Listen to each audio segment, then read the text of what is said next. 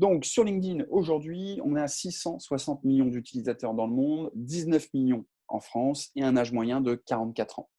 44 ans, c'est pas vieux, c'est surtout pas ce que je veux dire. 44 ans, c'est plus que c'est un âge, effectivement, où on a plus d'expérience. Quand est-ce qu'on est amené à se créer un profil sur LinkedIn? On le voit assez régulièrement, hein, quand on arrive à la fin des études, qu'on va devoir chercher un premier boulot, ou qu'on va chercher un stage, une alternance. C'est là où on se dit, bon, LinkedIn, ça va peut-être être intéressant. Et puis, plus le temps passe, plus on gagne d'expérience et plus on se rend compte effectivement que LinkedIn est une vraie porte intéressante, un axe intéressant qui va vous permettre de développer la visibilité de votre entreprise ou votre activité si vous êtes entrepreneur. De nouveaux membres chaque seconde, donc par rapport à d'autres réseaux sociaux, ça reste faible, même si LinkedIn est un réseau social puissant. Et en France, une moyenne de 17 minutes par mois, ce qui est très faible, on est bien d'accord. Aujourd'hui, bien sûr, c'est une moyenne, donc ça comprend ces extrêmes. C'est un chiffre qu'il faut prendre avec des pincettes. Quand est-ce qu'on va utiliser LinkedIn? Bien sûr, on va utiliser LinkedIn en B2B. Alors attention, quand je dis ça, ça ne veut pas dire qu'en B2C, vous ne pouvez pas l'utiliser. Ça peut être très intéressant. Mais si on prend des exemples de grosses structures, on ne verra pas Decathlon vendre des t-shirts à 15 euros sur une plateforme comme LinkedIn, c'est bien évident. Decathlon pourra être présent sur LinkedIn, mais va communiquer plutôt sur sa marque employeur, ses démarches RSE, ses démarches innovation. Et c'est ça, évidemment, qu'ils vont valoriser sur ce réseau social. Si on prend, par exemple, tout un tas d'autres entreprises, l'objectif de LinkedIn, même si on fait du B2C, est différent souvent que sur les autres réseaux sociaux. LinkedIn, ça va être aussi pour vous positionner en tant qu'expert, d'accord? Positionner en tant qu'expert. Alors, expert, je le mets toujours entre guillemets parce que qu'est-ce que ça veut dire, expert? Expert, qui dit que je suis expert? En tout cas, c'est pour valoriser votre expertise, valoriser, bien sûr, et développer votre visibilité pour que les personnes qui sont sur LinkedIn se disent à un moment, le jour où j'ai besoin de faire appel à un professionnel dans votre secteur, ils puissent penser soit à votre entreprise, soit directement à vous. Bien sûr, LinkedIn pour développer sa visibilité pour son activité, d'accord? Ça, c'est très important. Ça peut être aussi pour développer votre employabilité lorsque vous en avez besoin et ça peut être aussi pour une entreprise pour valoriser une marque employeur, des besoins en recrutement. On sait que c'est très utilisé par les entreprises pour faire du recrutement, pour identifier, les bonnes personnes, les bons profils. Ce qui va être intéressant avec LinkedIn, c'est bien sûr, on va utiliser, son entreprise, potentiellement une page, mais dans la majorité des cas, un profil aura beaucoup plus de puissance qu'une page. On va y revenir juste après. Pourquoi? Parce que LinkedIn veut mettre en avant l'humain avant l'entreprise, parce que ce sont des personnes qui se créent des comptes sur la plateforme LinkedIn et donc c'est ces personnes, ces profils qu'ils vont valoriser, par rapport à des pages entreprises et puis l'idée aussi, comme tout, réseau social qui se «respecte» entre guillemets, c'est d'inciter les pages entreprises à faire de la publicité, donc à payer LinkedIn pour être plus visible, d'accord? D'où son idée de valoriser plutôt des profils par rapport à des pages. Et puis c'est assez logique parce que souvent quand vous constituez votre réseau sur LinkedIn, vous ajoutez beaucoup plus de personnes parce que vous voulez être en contact avec une personne précisément dans une entreprise, d'accord? Ou parce que vous avez rencontré telle personne sur un salon, même si ce n'est pas trop l'actualité en ce moment, et c'est avec cette personne que vous gardez contact parce que c'est votre porte d'entrée dans l'entreprise, d'accord?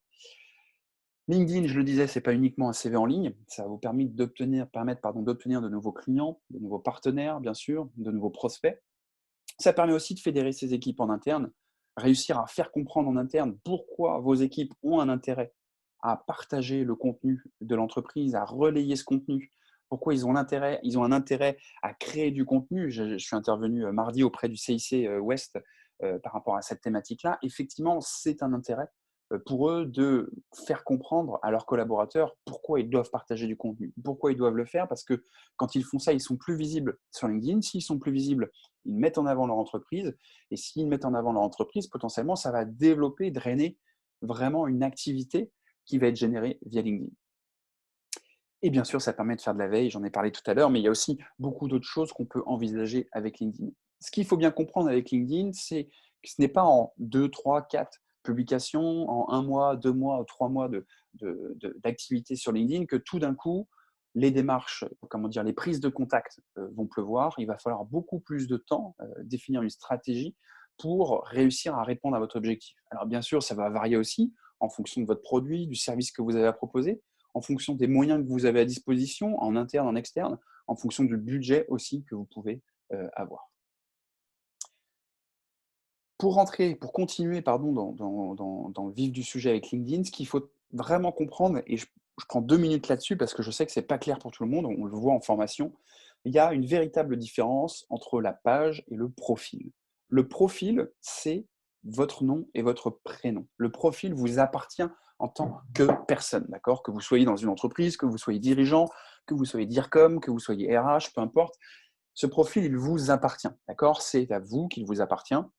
Et c'est très important. Pourquoi? Parce que qui dit profil dit fonctionnalité différente par rapport à une page. Fonctionnalité différente parce que sur un profil, vous allez créer un réseau. Vous allez demander à entrer en contact avec certaines personnes qui vont accepter ou refuser. Et de leur côté, des personnes vont demander à entrer en contact avec vous et vous allez accepter ou refuser aussi. D'accord? Donc ça, c'est vraiment cette notion de réseau qu'on va créer. D'accord? La page, c'est différent. La page, c'est beaucoup plus descendant, entre guillemets, c'est-à-dire que vous avez souvent une entreprise qui crée une page. Dans une page, vous pouvez avoir plusieurs administrateurs qui sont obligatoirement des profils avec des noms et des prénoms. Et donc, inévitablement, on ne sait pas qui publie le contenu sur une page. Si vous allez sur la page Monsieur Lucien, ce que je vous invite à faire évidemment sur LinkedIn, derrière, il y a différents administrateurs, Thomas, Axel, Colline, et donc potentiellement, vous ne savez pas qui publie le contenu en tant que Monsieur Lucien. D'accord? Cette page, vous vous abonnez, d'accord? Vous vous abonnez, Monsieur Lucien ne peut pas vous dire, bah, j'accepte ou non que vous vous abonnez. Alors bien sûr, on peut vous bannir s'il y a du contenu offensant ou quoi que ce soit, mais c'est pas du tout la même chose, d'accord? On rentre pas dans le réseau d'une page, entre guillemets, on s'abonne juste, et quand la page va publier du contenu, peut-être que ça va arriver dans notre fil d'actualité. S'il y a des questions, si c'est pas clair, je pourrais y revenir, évidemment, par rapport à ça. Une des particularités de la page par rapport au profil, c'est que la page peut faire des campagnes de publicité, là où un profil sur LinkedIn ne peut pas faire de campagne de publicité. Première chose à faire avant de développer votre visibilité sur LinkedIn, c'est absolument de prendre soin de son profil et prendre soin de votre page, d'accord? Alors, je vais passer beaucoup plus de temps sur le profil parce que sur la page, il n'y a presque rien à faire, entre guillemets, quand on dit prendre soin. Mais le profil, vous allez voir qu'il y a énormément de choses que vous pouvez améliorer. Je vais donc continuer à vous partager de mon écran. Ok, tac.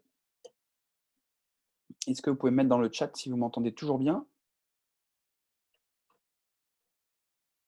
Super. Donc, je vais toujours vous partager mon écran et je vais vous partager directement mon profil. Alors, j'ai une question, comment s'assurer lorsqu'on suit une page qu'elle apparaisse bien dans notre fil d'actualité? Alors ça, c'est une très bonne question, Clara.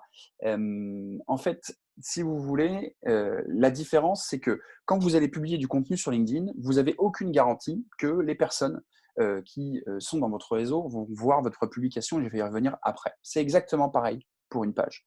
Vous ne pouvez pas garantir que la publication d'une page apparaisse automatiquement dans votre fil d'actualité. Pour ça, il faut améliorer, entre guillemets, votre fil d'actualité. Donc, pour améliorer votre fil d'actualité, c'est simple, en fait, quand vous avez votre fil d'actualité qui apparaît au fur et à mesure, comme c'est le cas là sur mon écran, vous allez pouvoir vous dire à un moment, bah tiens, la publication de Quentin Horry, j'en ai un peu marre parce qu'elle ne m'intéresse pas, ces publications, ce qui n'est pas le cas pour le coup. Quentin, je ne sais pas si tu suis le webinaire, mais je suis avec grand intérêt tes publications.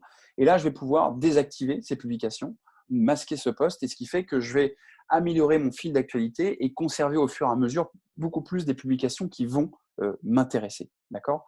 Donc, c'est uniquement dans ce sens-là qu'on peut aujourd'hui améliorer notre fil d'actualité. Contrairement sur Facebook, on peut vraiment mettre en favori certains contenus de page, mais on ne peut pas le faire autrement dit directement, mettre en favori sur LinkedIn certains contenus de page. Une autre question, conseilles-tu d'avoir un profil et une page? Je conseille d'avoir surtout un profil fort, de constituer un réseau. La page, c'est vraiment intéressant si vous avez une entreprise avec plusieurs personnes, d'accord? C'est beaucoup plus intéressant. Si vous êtes tout seul, votre profil a beaucoup plus de force, vous embêtez pas à créer une page. Par contre, si vous avez une structure avec plusieurs personnes à l'intérieur, la page peut être intéressante. Mais attention, cette page, elle doit être alimentée, d'accord? Donc, c'est souvent double dose de travail. Donc, la priorité pour moi, c'est le profil. Et après, c'est la page. La page, évidemment, dès que vous avez une entreprise, n'importe quoi, de 5 personnes, une page peut être intéressante. Vous avez une entreprise avec 50 personnes, 200 personnes, 500 personnes, la page devient obligatoire parce que ça va regrouper inévitablement votre identité de marque et il faut que cette page elle puisse publier du contenu. Mais pareil, quand vous avez une TPE, une PME avec 200 employés, le profil du dirigeant doit aussi être très actif parce que c'est lui qui va drainer de la visibilité parfois plus que la page en fonction du secteur d'activité. Sophie me pose la question, est-ce que la personne sera informée de notre désabonnement? Non, elle ne le sait pas. Quand vous vous désabonnez d'une personne, vous êtes toujours dans son réseau. mais elle ne le sait pas, d'accord? Elle ne sait pas que lorsqu'elle publie quelque chose, vous avez demandé à ne plus voir son contenu, d'accord? Et c'est pareil, si vous souhaitez retirer quelqu'un de votre réseau, ce qui est possible de faire aussi, vous ne voulez plus être dans son réseau, la personne n'est pas informée. C'est juste que quand elle va revenir sur votre profil, elle pourra à nouveau vous ajouter dans son réseau. Alors, je reviens donc sur ce dont je parlais. Première chose à faire, et c'est très important, pardon, c'est d'optimiser obligatoirement votre profil. Qu'est-ce que ça veut dire? Ça veut dire que je vais ici, je clique sur mon profil et là, il y a des éléments d'optimisation que vous devez faire. Alors attention, ce n'est pas parce que vous corrigez certaines choses que tout d'un coup, paf, des milliers de vues sur vos publications, des prises de contact, des leads qualifiés, etc. On est bien d'accord. Mais toutes ces optimisations vont vous permettre tout de même de gagner en visibilité sur LinkedIn et de répondre à vos objectifs. Première chose, votre photo de profil. On oublie toutes les photos de profil, d'accord, qui sont floues, qui sont de dos, qui sont avec un cocktail, qui sont en maillot de bain, qui sont de dos. Ça peut vous faire sourire et vous pouvez peut-être trouver ça aberrant, mais très honnêtement, il y a beaucoup de photos comme ça, et peu importe le secteur d'activité. Donc il faut une photo déjà, on va éviter le noir et blanc parce qu'on sait que sur internet, le contraste ressort mieux, donc privilégiez une photo couleur. Pas obligatoirement en costard ou en tailleur, peu importe. Il faut plutôt une photo qui vous ressemble, qui soit actuelle, d'accord? Ça, c'est important. Je pense beaucoup à mon papa quand je dis ça, qui a eu une photo pendant des années, qui avait maintenant 20 ans, où on avait coupé les bras de ses enfants aux alentours, donc ça faisait pas du tout professionnel. Maintenant, elle est changée. Mais c'est très important effectivement d'avoir une photo parce que c'est la première chose, tout bêtement, que va voir une personne qui a envie d'entrer en contact avec vous. Deuxième chose, la photo de couverture que vous avez ici. Ça, bien sûr, vous pouvez la personnaliser, vous pouvez faire ce que vous voulez. Vous pouvez aussi proposer en interne une photo de couverture qui est comment dire, homogénéisée. D'accord? Ça veut dire que potentiellement, vous proposez à vos collaborateurs d'avoir une même photo de couverture pour garder une cohérence. Bien sûr, vous ne pouvez pas imposer à un collaborateur de changer sa photo de couverture. C'est comme si vous imposiez pardon, à, à un profil Facebook de mettre votre photo de couverture. D'accord? Donc, c'est vraiment quelque chose que vous pouvez pousser à vos collaborateurs, mais vous ne pouvez pas leur imposer. On est bien d'accord. Est-ce qu'il est important de changer régulièrement sa photo de couverture? Pas forcément. Enfin, régulièrement, ça dépend ce qu'on entend par là. Moi, je vais la changer dans pas longtemps. Mais entre guillemets, une photo de couverture qui se change une fois par an, c'est largement suffisant. Une fois que l'on descend un peu plus, ce qui va être très important, c'est votre titre ici. Pourquoi ce titre est très important? Tout simplement parce que c'est indexé par le moteur de recherche LinkedIn. Indexé par le moteur de recherche, ça veut dire que les mots-clés que vous mettez ici, LinkedIn les enregistre et lorsque quelqu'un va taper potentiellement ces mots-clés, votre profil va ressortir.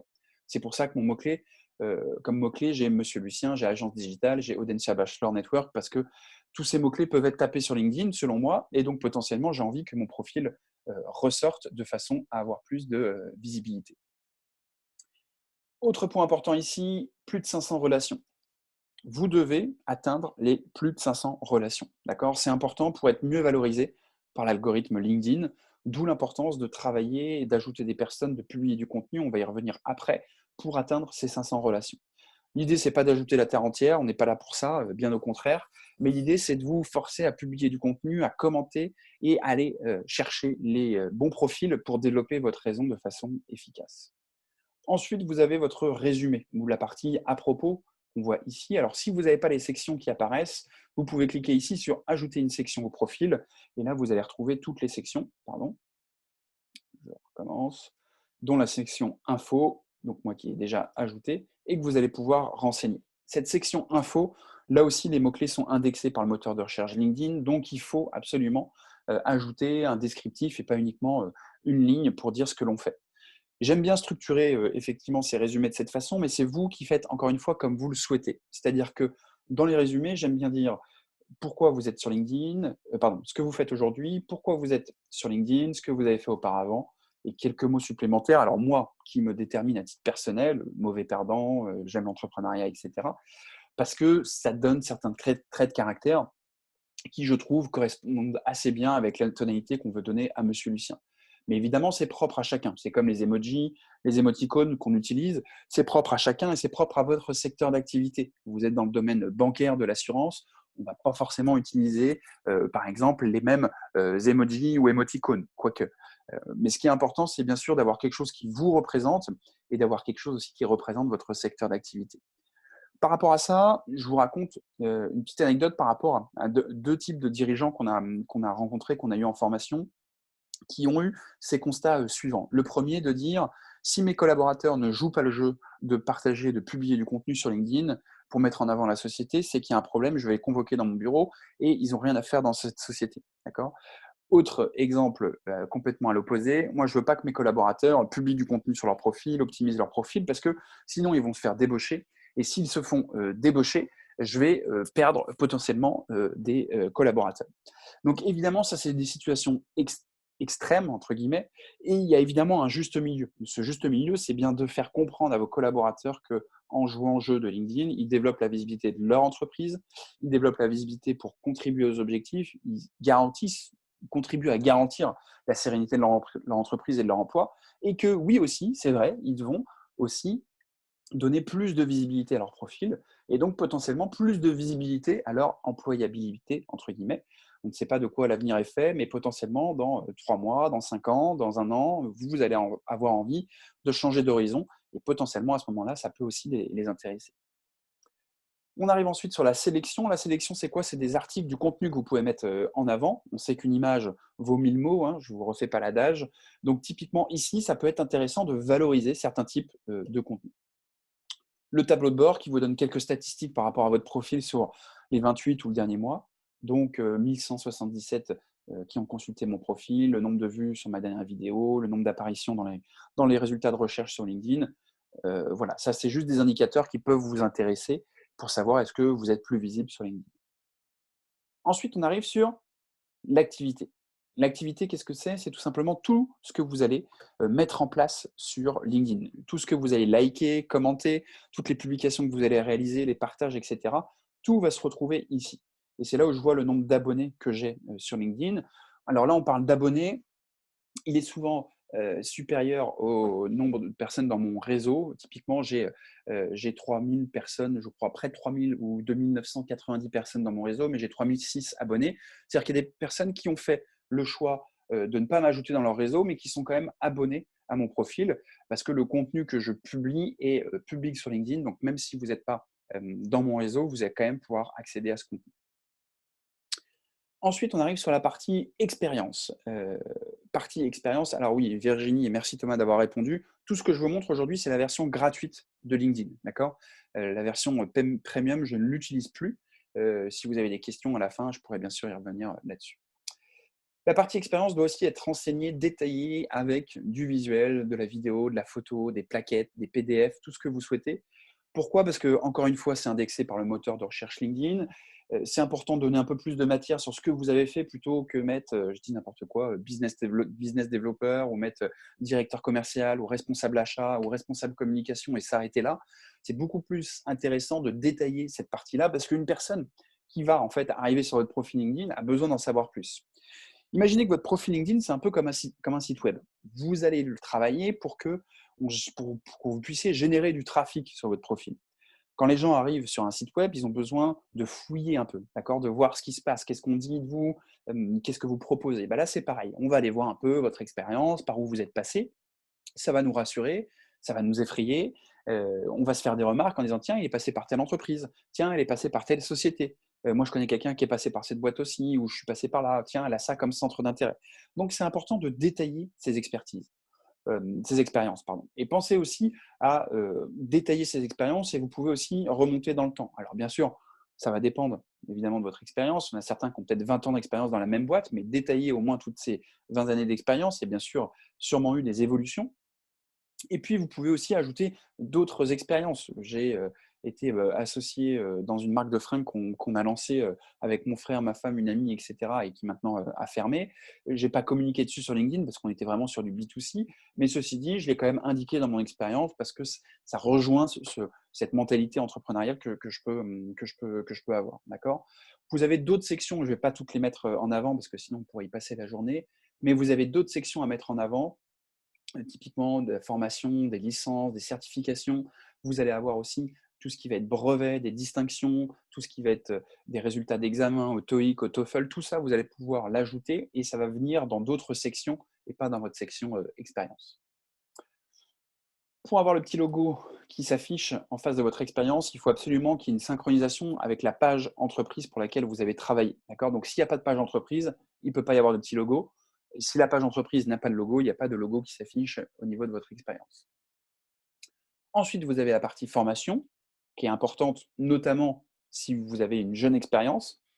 Plus le temps passe et moins, entre guillemets, cette partie formation est intéressante, sauf parfois quand il y a un réseau d'alumni assez puissant.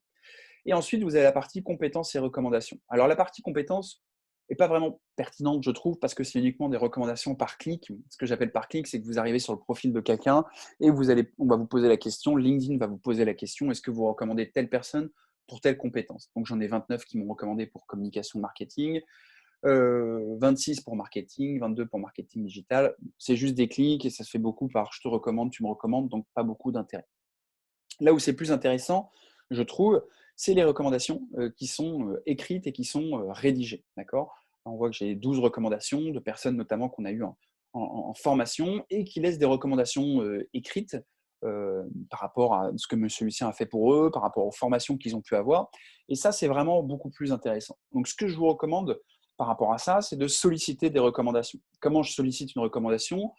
Je peux cliquer directement ici, solliciter une recommandation ou je peux aller directement sur le profil de la personne. Okay, si je vais, par exemple, sur le profil, je vais changer, parce que souvent je prends mon frère, mais là je vais prendre ma sœur Clara. Je vais la prendre du coup en exemple. Donc si je vais directement sur son profil, je vais pouvoir cliquer ici sur plus et pouvoir soit la recommander, soit solliciter une recommandation. D'accord? Donc si je sollicite une recommandation, LinkedIn va me demander quel était votre niveau de relation avec Clara. Est-ce que c'était mon manager? Est-ce qu'elle était mon manager? Est-ce qu'elle était ma cliente? Est-ce que j'étais son fournisseur, etc. Et ensuite, je vais pouvoir choisir à quelle période j'ai travaillé avec cette personne. D'accord?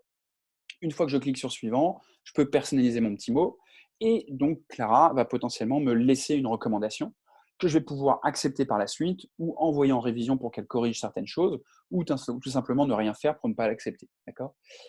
Donc ça, je vous encourage à le faire par rapport à des clients avec qui vous travaillez, par rapport à des fournisseurs, par rapport potentiellement aussi avec des anciens managers, des anciens N+1, N+2 avec qui vous avez travaillé, parce que ça va valoriser tout simplement la force de votre profil. Et plus vous cochez, entre guillemets, tous ces éléments sur votre profil, plus votre profil va être valorisé. J'ai une question de Laurine. Si quelqu'un recommande une entreprise dans laquelle on travaille, apparaît-elle dans nos avis de recommandation? Alors non, vous ne pouvez pas recommander une entreprise. Vous pouvez uniquement recommander des profils. D'accord? Donc, par exemple, quelqu'un qui me recommande, comme ça a été le cas ici, Nathalie, qui m'a laissé une recommandation aujourd'hui. Typiquement, quand elle me recommande, ça n'apparaît pas sur la page de Monsieur Lucien. Ça apparaît uniquement sur mon profil. Ceci dit, ces recommandations, après, vous pouvez les utiliser, les exploiter sur le site web de votre entreprise. Typiquement, quand vous êtes un dirigeant. Okay, après, ça va dépendre. Si vous êtes une structure de 200 personnes, vous n'allez pas demander à tous vos chargés d'affaires d'avoir des recommandations. Enfin, c'est bien pour leur profil, c'est bien pour la boîte, mais vous n'allez peut-être pas tous les reprendre sur votre site. Ou alors, vous créez une page dédiée où vous mettez en avant tous vos chargés d'affaires et vous mettez potentiellement les recommandations qu'ils ont reçues sur LinkedIn, ce qui peut être très valorisant pour eux et ce qui met en avant évidemment leur expertise et donc aussi l'expertise de votre structure. Voilà en gros pour cette première partie d'optimisation de profil. Une fois que vous avez fait tout ça, vous pouvez modifier le profil public et l'URL. Alors, l'URL, c'est quoi? L'URL, c'est tout simplement l'adresse de votre profil. Si vous ne l'avez jamais fait, vous allez avoir des chiffres et des lettres ici que vous allez pouvoir modifier pour avoir une URL propre sur laquelle vous pouvez communiquer. Ensuite, on arrive sur la partie publique. La partie publique, qu'est-ce que ça veut dire? Ça veut dire que c'est ici que vous allez pouvoir choisir qu'est-ce que vous voulez afficher d'un point de vue public. Par défaut, normalement, vous souhaitez que votre profil soit public, c'est-à-dire qu'on puisse tomber sur votre profil même si on n'est pas sur LinkedIn. D'accord? Ensuite, vous pouvez choisir pour votre photo de profil, pour votre photo d'arrière-plan, pour votre titre, pour votre descriptif, votre résumé. Si vous souhaitez que ça soit public, c'est-à-dire n'importe qui, même des personnes qui ne sont pas sur LinkedIn, puissent y accéder ou non. Okay, moi, tout est complètement public, sauf la partie articles et activités. Ça, c'est le contenu que je publie, qui est réservé aux personnes qui sont sur LinkedIn. Évidemment, je pars du principe que des personnes qui ne sont pas sur LinkedIn ne pourront pas avoir accès à ce contenu. Voilà pour la partie public. Quand vous revenez ici, vous pouvez aussi ajouter un profil dans une autre langue, d'accord? Pour ceux qui ont une activité internationale, je peux choisir d'avoir un profil en anglais, par exemple. Et là, bien sûr, il va falloir tout traduire. LinkedIn ne fait pas la traduction automatiquement, donc il va falloir retraduire tout votre profil. Et ce profil, en fait, va s'afficher en fonction de la langue de l'internaute qui vient consulter votre profil. Si la personne a un profil en anglais, son profil va effectivement s'afficher. Votre profil, pardon, va s'afficher en anglais. Si c'est en français, ça s'affiche en français. Et bien sûr, il a la possibilité de changer une fois qu'il est sur votre profil. Petite particularité sur votre profil, vous le voyez peut-être ici, j'ai un petit haut-parleur. C'est qu'aujourd'hui, il y a une nouvelle fonctionnalité qui est accessible uniquement sur smartphone. Si vous avez un nom de famille qui est difficilement prononçable, vous pouvez enregistrer sa prononciation directement sur votre smartphone, ce qui permet d'avoir une meilleure prononciation. C'est uniquement gadget, mais ça existe. Et bien sûr, cette fonctionnalité peut être détournée pour que vous puissiez enregistrer un autre message si vous le souhaitez. Autre particularité sur smartphone, vous l'avez peut-être vu, c'est l'arrivée des stories, comme sur Instagram, comme sur Facebook, qui vous permettent de publier du contenu différemment.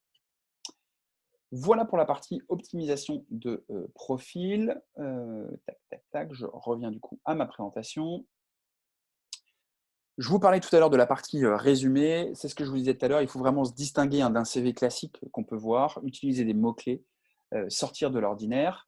Et puis, ça, on en a déjà parlé. Maintenant, on va partir sur la possibilité de créer une page. Donc, pour avoir une page, c'est assez simple. Et oui, ça a un intérêt, comme je vous disais tout à l'heure, lorsque vous êtes une entreprise avec plusieurs personnes. Je vais par exemple accéder à la page de Monsieur Lucien. Et quand je suis sur la page Monsieur Lucien, vous allez voir que j'ai très peu d'éléments entre guillemets de personnalisation en tant que page. C'est beaucoup plus simple.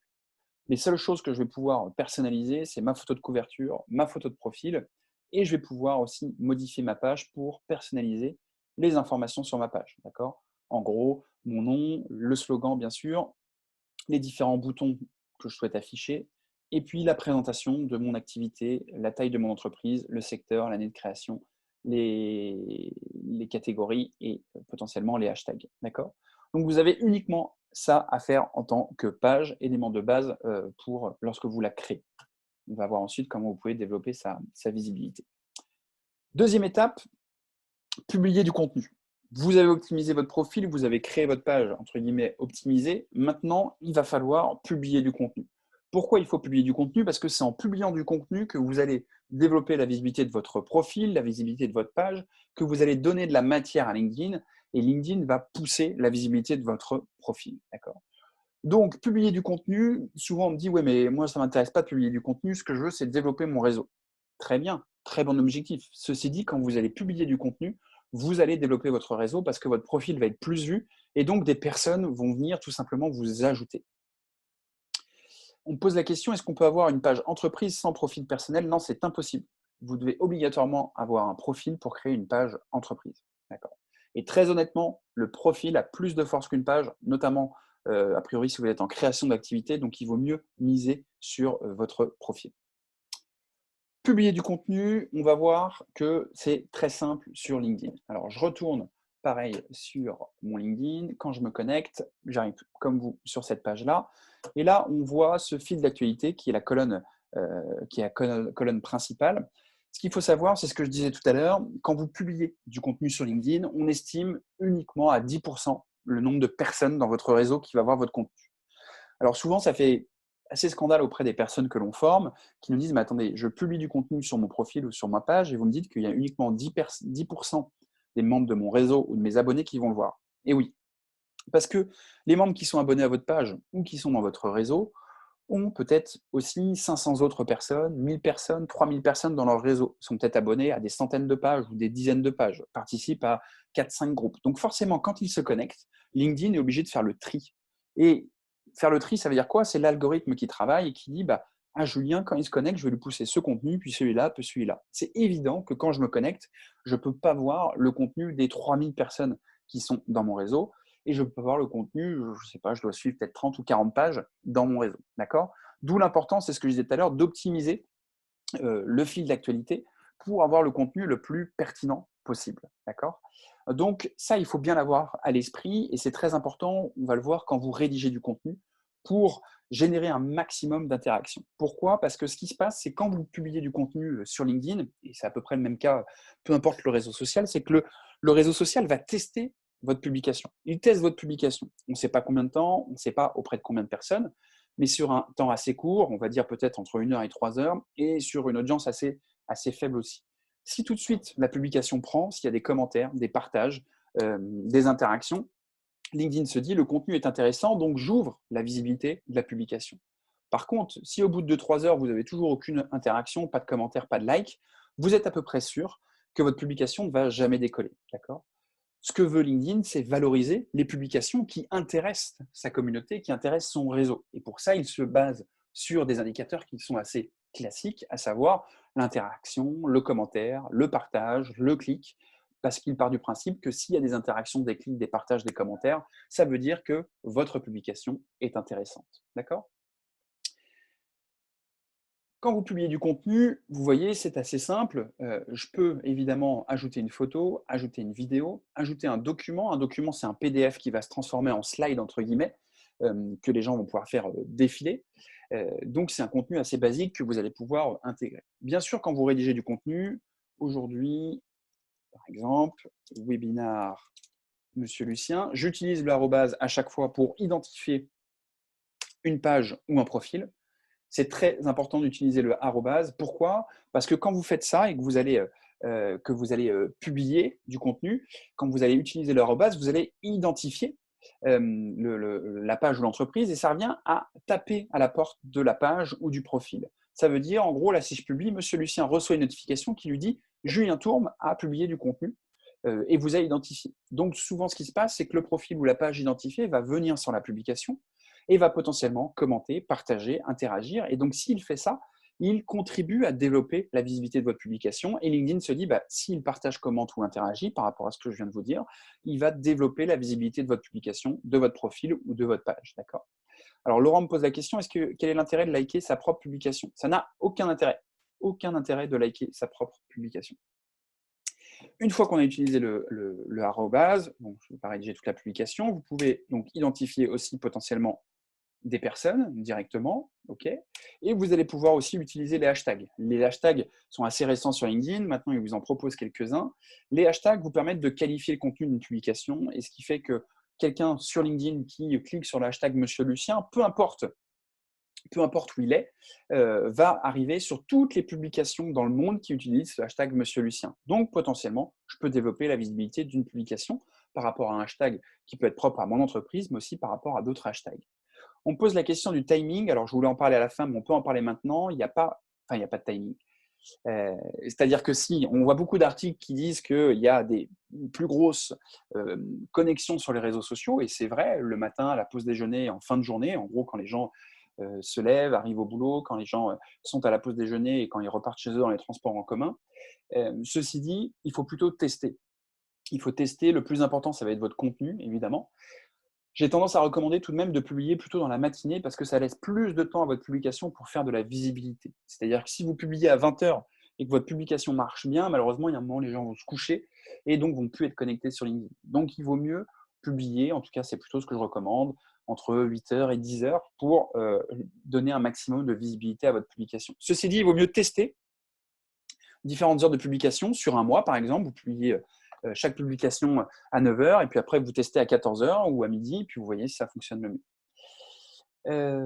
Alors j'ai pas mal de questions. Est-ce que nos publications peuvent parler de choses qui nous intéressent, même si ça n'a rien à voir avec notre activité? Oui, je vais y revenir juste après, Amélie, en vous montrant des exemples de publications. Est-ce qu'il est pertinent de liker une publication de sa page entreprise avec son profil perso? Bien sûr que c'est pertinent de le faire, de liker sa page entreprise, parce que effectivement, liker une publication de sa page entreprise va lui donner de la visibilité. Ce qui est pertinent, c'est bien sûr aussi de la partager. Ce qui est même encore plus pertinent, c'est de recréer un contenu directement depuis votre profil. Une autre question de Marie, si on est en recherche d'emploi, doit-on changer son profil ou vaut-il mieux laisser son ancien titre pour une meilleure indexation? Alors non, pour avoir échangé avec une responsable recrutement il y a peu, mettez que vous êtes en recherche d'emploi, si c'est clairement affiché, on est bien d'accord, si vous êtes plus en poste, parce qu'au moins tout de suite, le recruteur va voir que vous êtes ouvert aux opportunités. Si j'ai deux activités complètement différentes, dois-je les mettre dans le même profil ou avoir deux profils? Non, surtout pas avoir deux profils. Et ça n'a aucun intérêt. Il y a malheureusement des personnes qui le font et qui persistent à dire qu'il faut deux profils. Aujourd'hui, je pense que c'est clair, en tout cas pour moi ça l'est, qu'on peut avoir deux activités différentes sans trop de problèmes là-dessus. Donc, je vous recommande d'avoir un même profil avec deux activités qui peuvent être différentes et qui peuvent aussi être complémentaires. Je reviens sur ma publication, j'essaye d'avancer un peu, mais n'hésitez pas à poser vos questions. Si je n'ai pas le temps d'y répondre de vive voix, je le ferai à la fin de ce webinaire. Vous pouvez bien sûr ajouter des liens dans vos publications. D'accord ? Je prends le lien, par exemple, du site Monsieur Lucien. Imaginons que je veux mettre en avant le site web Monsieur Lucien. Pas de souci, ça se fait facilement. Et on voit directement que j'ai un aperçu qui s'affiche. Une fois que j'ai chargé le lien, je peux d'ailleurs supprimer le lien, l'aperçu reste. Et si je publie, ça veut dire que n'importe quelle personne qui clique sur ce visuel sera basculée sur mon site internet sans problème. D'accord ? Ceci dit, quand vous faites ça, vous tirez un peu une balle dans le pied par rapport à la viralité de votre publication. Qu'est-ce que ça veut dire? Ça veut tout simplement dire que quand vous faites ça, vous allez sortir les gens de LinkedIn. Et si vous sortez les gens de LinkedIn, ce que je dis, ça vaut pour une page ou un profil. J'ai oublié de repréciser, mais là, ce que je dis, c'est pour une page ou un profil, c'est la même chose. Si vous sortez les gens de LinkedIn, LinkedIn, il n'aime pas ça. Il n'aime pas ça parce que forcément, il peut moins pousser de contenu, moins pousser de publicité directement, il récupère moins d'informations.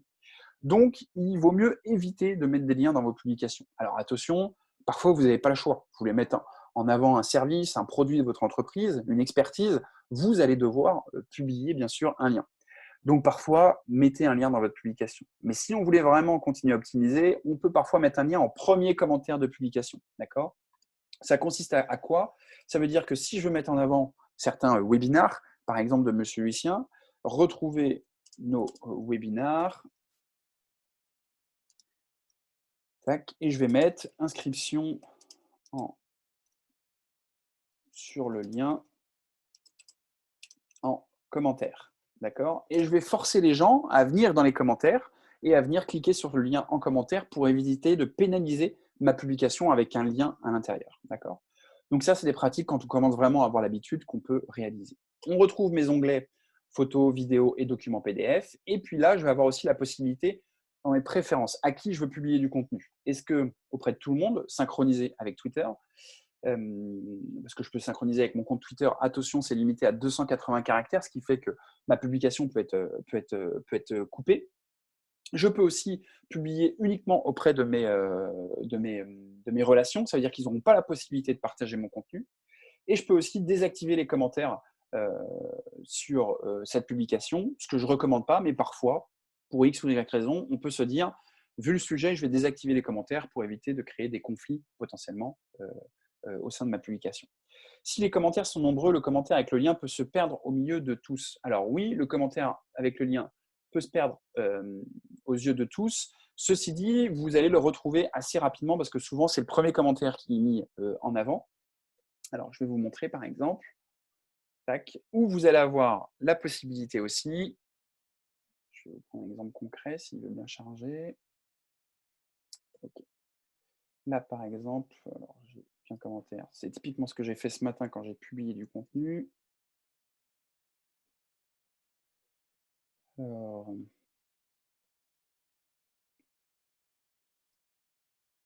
bon, j'ai un bug d'affichage, c'est toujours à ce moment-là que ça bug. Je vais essayer de vous retrouver une autre publication en attendant. Tac.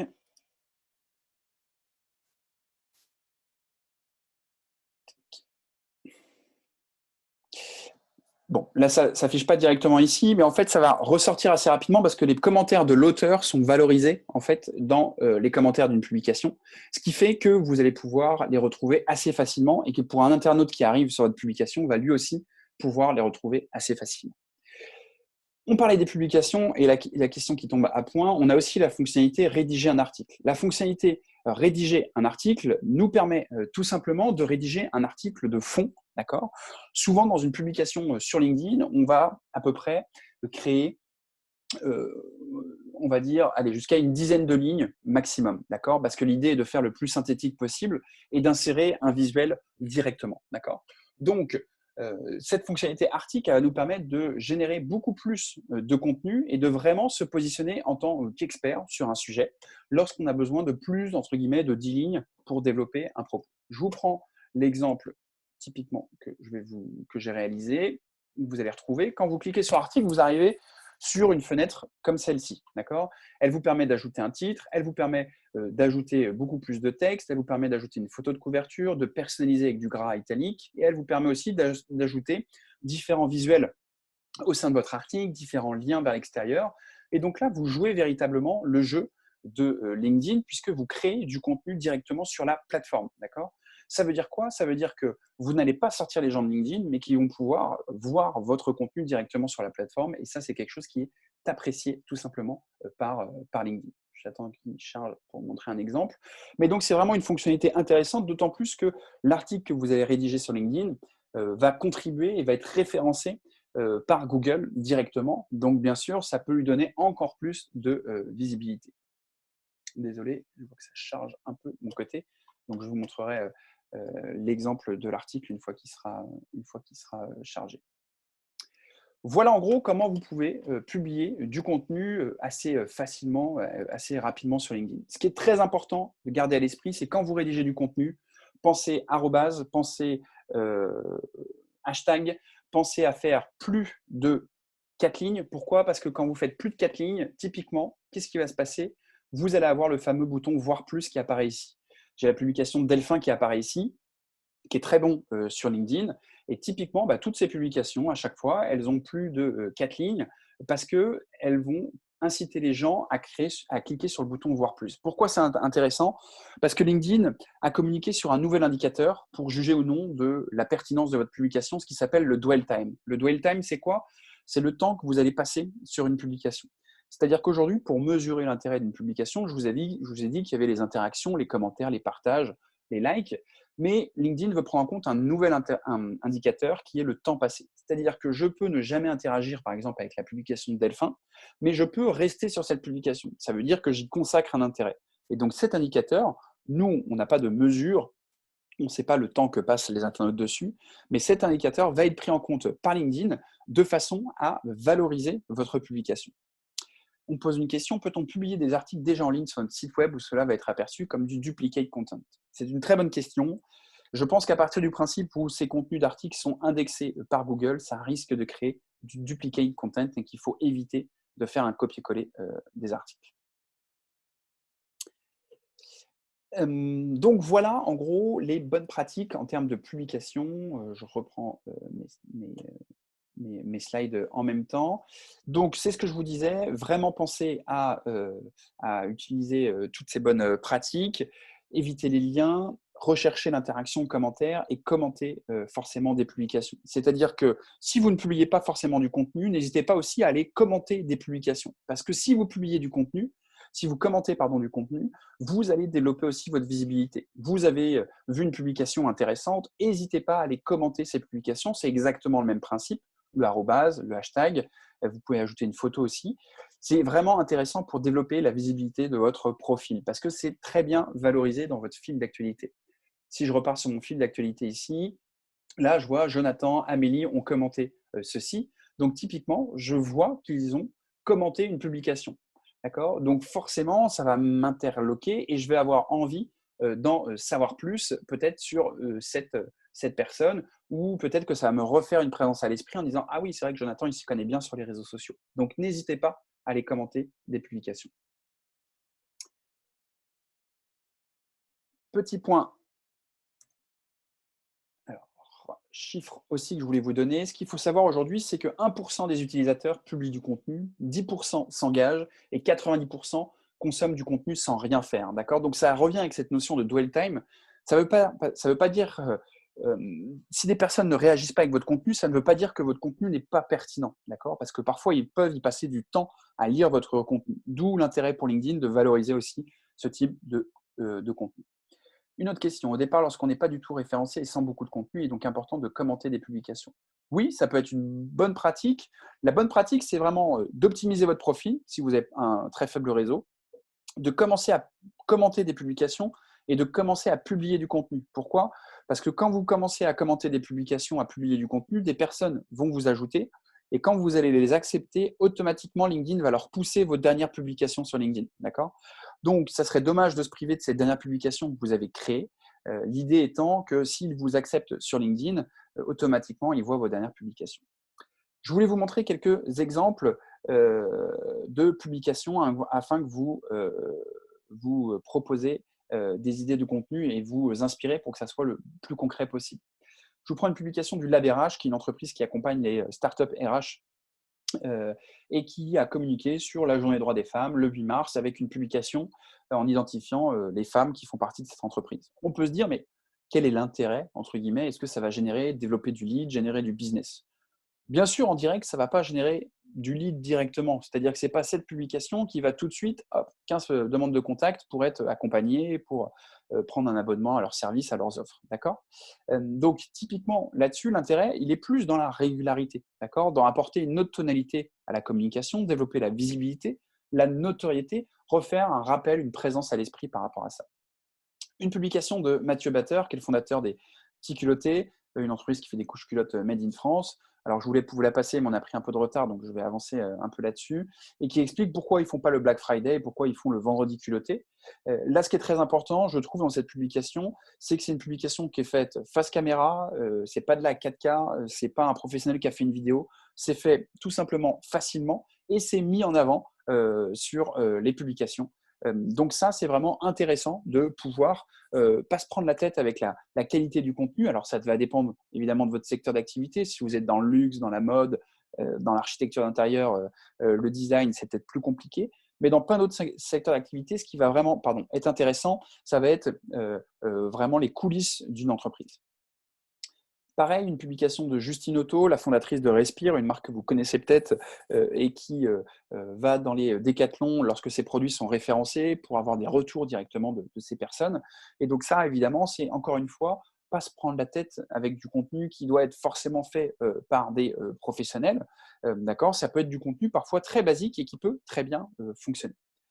Je voulais vous montrer une publication, celle-ci, je vais vraiment vous la montrer, qui a été faite par la SFCMM, qui est une entreprise qui fait du cintrage de tubes et qu'on a eu en formation et qui souhaitait donc communiquer sur LinkedIn et qui a fait une carte de vœux que j'ai trouvée très originale et très fonctionnelle pour mettre en avant son savoir-faire, son expertise et valoriser aussi les collaborateurs en interne. Je vous montre quelques secondes et après je retourne à ma présentation.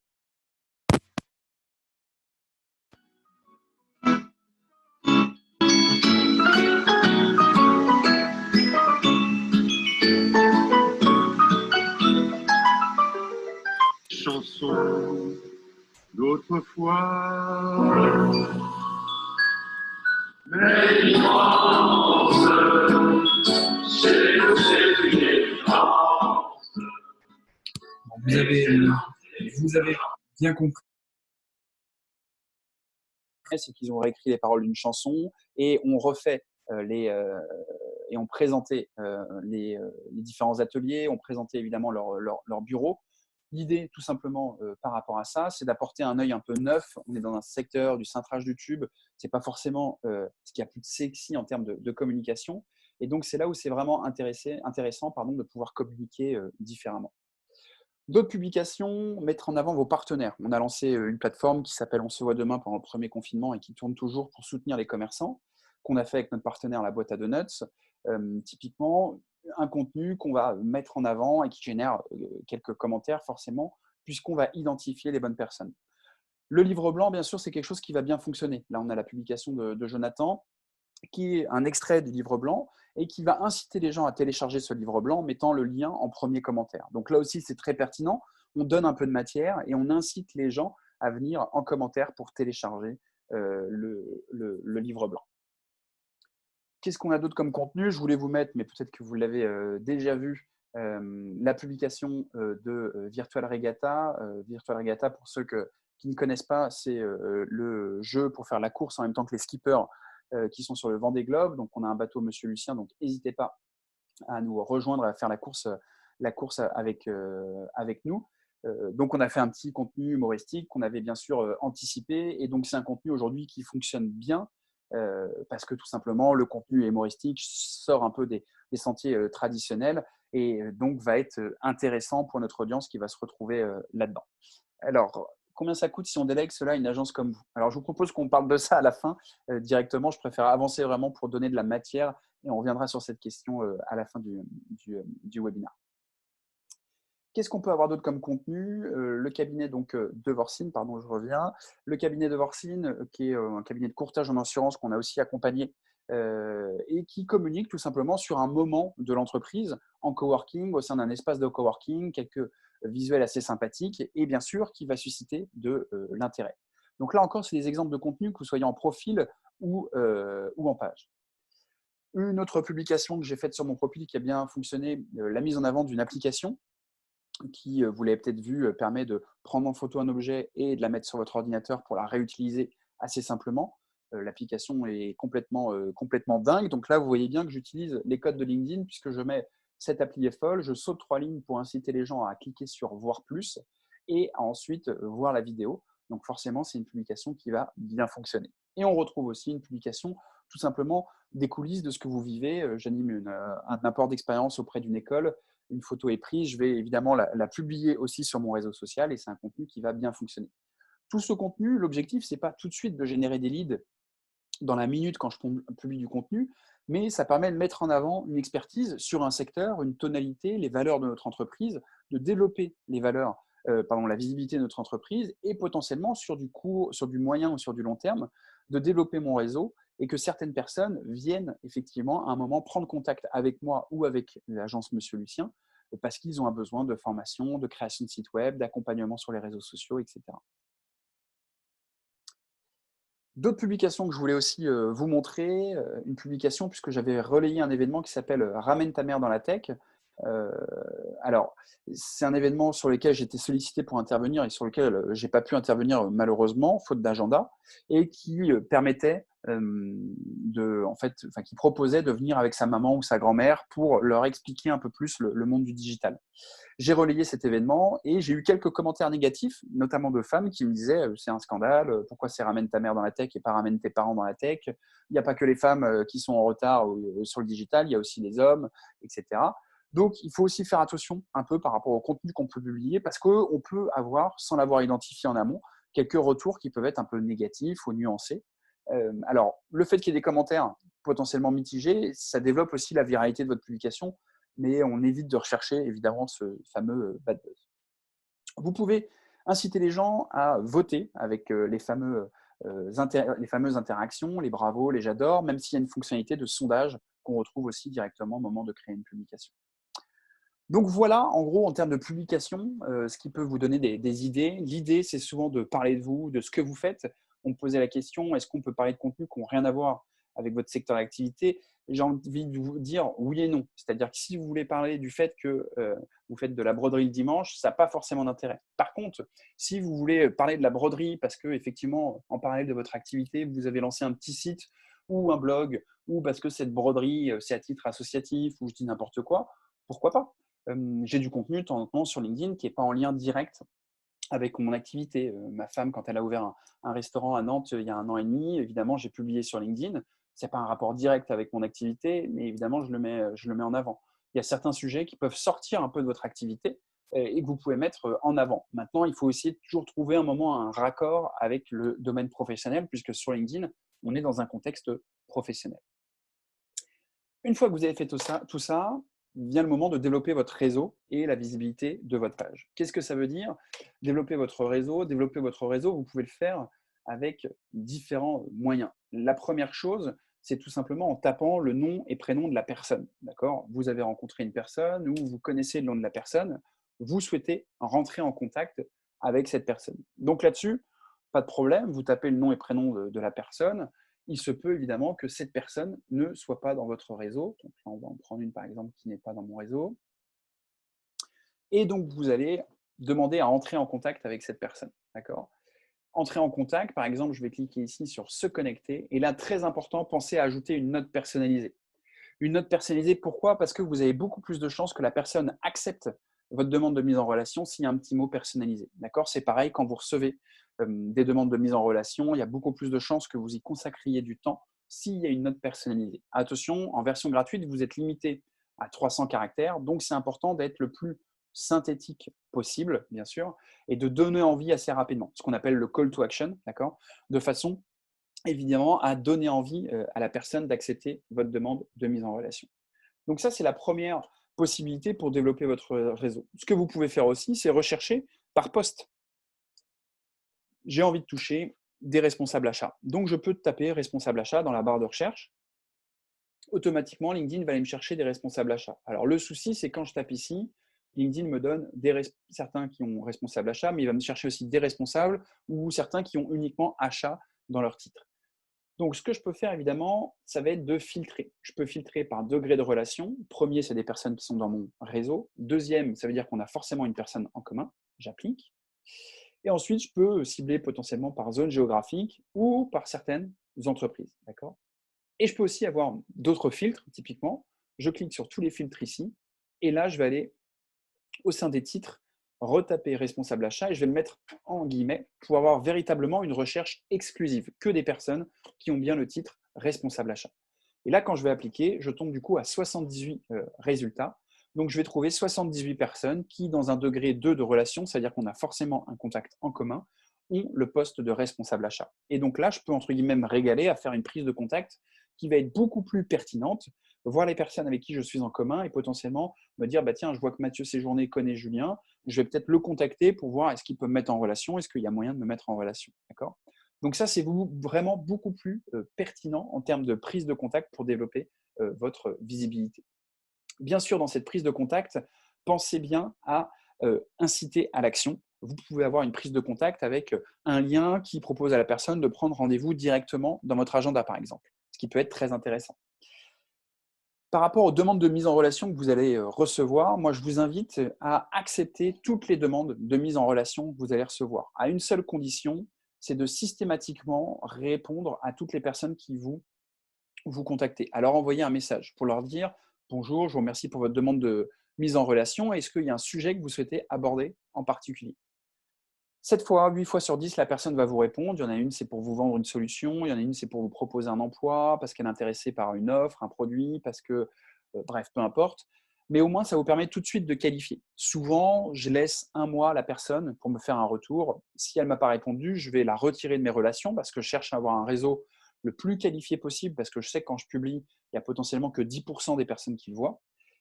Sauf si effectivement, je me dis que la personne, son profil est vraiment intéressant et dans ces cas-là, je vais la relancer.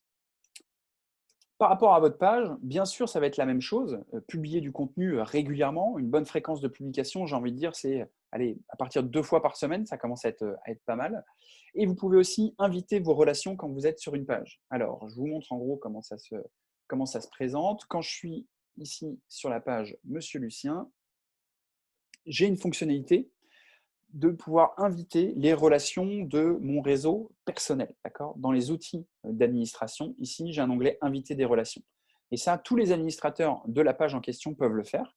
Donc, typiquement, je peux ajouter des personnes ici et je vais leur envoyer une invitation. Donc, ça va être comme une invitation, comme une demande de mise en relation, sauf qu'ils vont recevoir une notification qui leur dit « Julien vous a invité à suivre la page Monsieur Lucien ».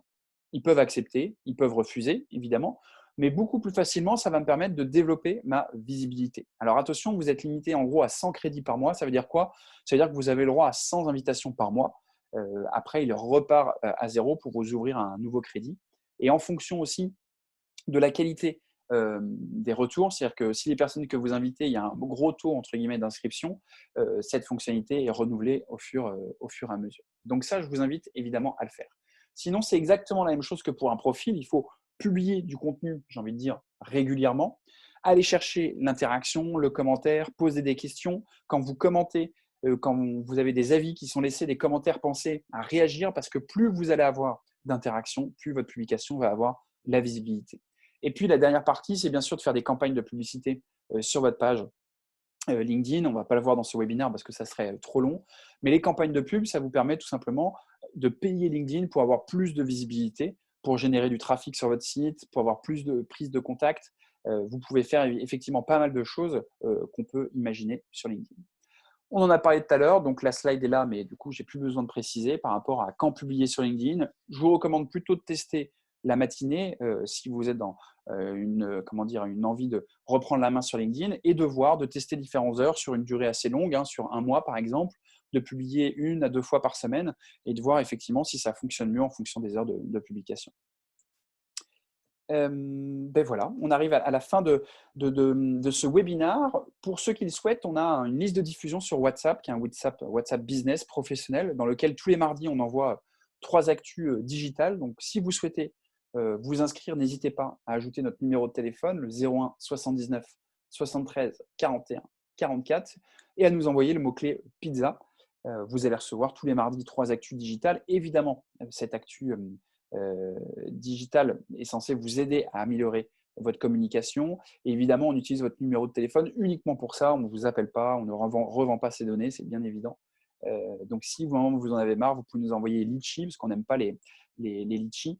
Mais vous pouvez aussi tout simplement nous envoyer stop. S'il y en a qui sont déjà inscrits dans le chat, n'hésitez pas à nous dire ce que vous en pensez. Voilà, j'ai une petite question. Le tarif des pubs sur LinkedIn m'a semblé prohibitif comparé à Facebook. Oui, les pubs sur LinkedIn, c'est beaucoup plus cher.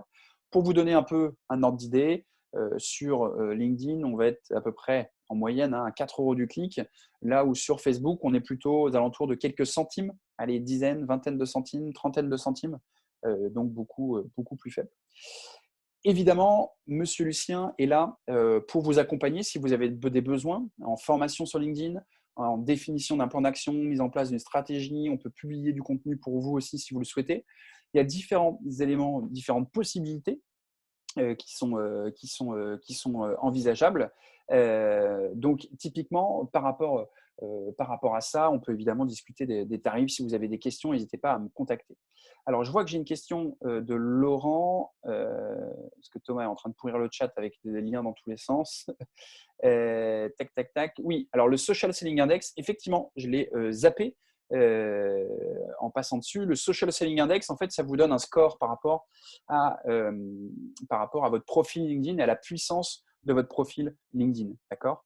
Donc, vous pouvez le calculer, c'est gratuit. Vous tapez Social Selling Index sur LinkedIn et ça vous donne une note et ça vous compare par rapport aux autres membres de votre réseau, de votre secteur d'activité. Très honnêtement, ce n'est pas un indicateur qui est très pertinent. Ça permet juste de savoir ce que vous pouvez améliorer et vous ne pourrez jamais arriver à un score de 100 sur 100 parce qu'il faudra passer à un moment sur la version premium. Ça peut être intéressant, un petit challenge en interne auprès des personnes qui sont en charge de la communication d'une entreprise, par exemple, pour qu'elles puissent se tirer un peu la bourre auprès des commerçants, des commerciaux, des chargés d'affaires pour voir qui a la plus grosse évolution de son Social Selling Index. Mais voilà, sinon c'est un indicateur, ce sont juste des chiffres qui vous sont donnés par rapport à la force de votre profil et qui peuvent vous donner quelques indications par rapport à ça. Donc je le remets typiquement dans le chat, Social Selling Index, et typiquement vous allez pouvoir le retrouver en tapant donc sur Google Social Selling Index. Donc, n'hésitez pas à faire l'exercice si vous le souhaitez. Hop, je le retrouve ici. Donc, vous pouvez taper directement ici Social Selling Index LinkedIn. OK. Tac. En tant qu'étudiante, est-ce que je peux… Alors, pardon, j'avais une question. Si on est encore étudiant, conseillez-vous de se créer une page LinkedIn? Alors, se créer une page LinkedIn n'a aucun intérêt. LinkedIn, si vous êtes étudiant, aucun intérêt. Un profil LinkedIn, bien sûr, c'est ce que je conseille à tous les étudiants, c'est de se créer un profil LinkedIn le plus rapidement possible et à développer leur réseau pendant qu'ils sont en études. Amélie, en tant qu'étudiante, est-ce que je peux envoyer des messages directement aux recruteurs? Oui, vous pouvez faire la même prise de contact, ce que je vous ai montré. Vous pouvez cibler des responsables recrutement, des RH, typiquement, et envoyer un message personnalisé, ça se fait très bien. Faites-le directement par ceux qui sont en charge du recrutement parce que c'est directement les personnes qui vont être décisionnaires. Vous pouvez aussi le faire auprès des personnes qui ont le poste ou les supérieurs du poste sur lequel vous prétendez. Par exemple, un chef de projet, vous pouvez postuler directement auprès des directeurs communication ou directrices communication, d'accord, de l'entreprise pour potentiellement envoyer votre candidature. Ce que je vous encourage, c'est de développer votre réseau avant d'être en recherche d'emploi, d'anticiper ça. La version premium, quelques infos. Oui, alors j'ai eu la version premium pendant quelques années et je trouve qu'aujourd'hui, la version premium est trop light par rapport à ce qu'on peut en attendre, dans le sens où la version premium va être intéressante quand vous arrivez à la fin des fonctionnalités LinkedIn gratuites. Ça veut dire que vous utilisez en gros tout ce que je vous ai montré. Il y a d'autres choses aussi, hein, mais dans ce format webinaire, on est obligé de faire un peu plus court. Et donc, je trouve que cette version premium est encore trop juste. 80 € par mois, je trouve que c'est un montant et je trouve que ce n'est pas forcément intéressant. Ce qui est intéressant aujourd'hui avec la version premium, c'est la fonctionnalité notamment Sales Navigator, parce qu'il y a 4 versions premium différentes, qui permet d'avoir accès à tous les profils, de pouvoir contacter sans limite de caractère ou une limite beaucoup plus haute, de pouvoir créer des catégories, de pouvoir typiquement en savoir plus, donc les relancer par rapport à une actualité. Donc ça, c'est pertinent. Moi, je pense que cette version premium va un jour proposer clairement un CRM intégré directement à LinkedIn. Depuis aussi que ça a été racheté par Microsoft, ça paraîtrait assez évident. Et là, ça deviendra peut-être très pertinent. Mais aujourd'hui, je trouve qu'avec la version gratuite, il y a énormément de choses à faire et que c'est déjà largement suffisant. Maintenant, si vous me dites que vous passez vos journées sur LinkedIn à envoyer des dizaines de demandes de prise de contact par jour et que vous avez besoin de plus et plus de contacts qualifiés, dans ces cas-là, oui, la version premium va être intéressante pour vous. Est-ce que vous avez d'autres questions par rapport à ça? N'hésitez pas, je suis allé un peu vite parce que c'est vrai qu'il y a eu pas mal de questions auxquelles j'ai répondu directement. Donc surtout, n'hésitez pas. Vous allez recevoir un petit mail avec une enquête de satisfaction. Donc si vous avez 2 minutes pour y répondre, euh, ça serait top pour nous. Vous avez aussi dans ce petit mail la possibilité de laisser un avis sur notre page Google My Business ou notre page Facebook. Donc ça serait top. Si vous souhaitez me recommander aussi sur LinkedIn, surtout, n'hésitez pas. Et puis voilà, si vous avez besoin d'être accompagné, sachez que Monsieur Lucien peut vous accompagner. Quelqu'un voulait avoir une notion des tarifs. Typiquement sur de la formation, on va être aux alentours de 800 000 € la journée à peu près. Sur de l'accompagnement, alors ça va dépendre évidemment de la fréquence, mais c'est de l'accompagnement ou la gestion de réseaux sociaux qui peut commencer à 250 € par mois jusqu'à plusieurs milliers d'euros s'il y a des campagnes de publicité qui peuvent être un peu complexes, s'il y a de la rédaction de contenu, s'il y a de la création de visuels, etc. etc. Donc voilà, donc si vous avez des besoins en communication digitale, surtout, n'hésitez pas à me solliciter pour qu'on puisse prévoir un moment pour échanger. Merci beaucoup, en tout cas, pour votre participation. Merci pour vos questions. Et peut-être à très bientôt sur un nouveau webinar. Très bonne journée à vous et puis j'espère à très bientôt. Prenez soin de vous. Au revoir.